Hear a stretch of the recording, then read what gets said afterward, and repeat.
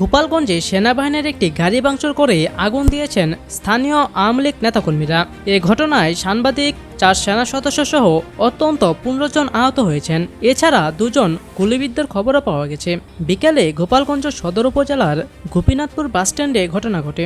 স্থানীয় সূত্রে জানা গেছে, সাবেক প্রধানমন্ত্রী শেখ হাসিনাকে দেশে ফিরিয়ে আনতে রাস্তায় নেমেছে স্থানীয় আওয়ামী লীগ নেতাকর্মী ও এলাকাবাসী। এ সময় তারা জড়ো হয়ে ঢাকা-খুলনা মহাসড়ক অবরোধ করে বিক্ষোভ করে। পরে সেনা সদস্যরা এসে বিক্ষোভকারীদের রাস্তা থেকে সরে যেতে বলায় ক্ষিপ্ত হয়ে ওঠে তারা। এ সময় তারা সেনাবাহিনীর দিকে ইট পাটকেল নিক্ষেপ করতে থাকে।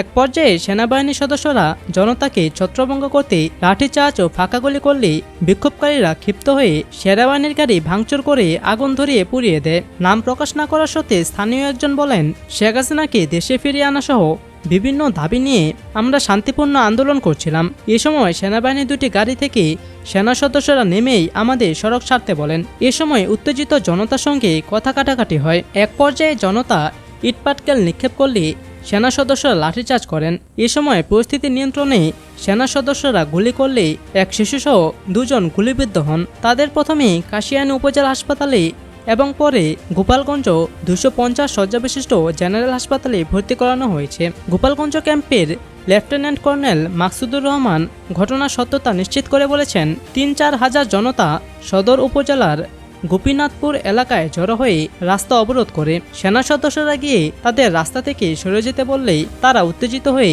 ইটপাটকেল ছুটতে থাকে। এক পর্যায়ে তারা সেনাবাহিনী গাড়ি ভাঙচুর করে আগুন ধরিয়ে দেয়। এতে 4 সেনা সদস্য আহত হয়েছেন। কয়েকদিন ধরেই গোপালগঞ্জের কোথাও না কোথাও শেখ হাসিনার পক্ষে মাঠে নেমে সমাবেশ ও বিক্ষোভ করে আসছে আওয়ামী লীগ নেতাকর্মীরা।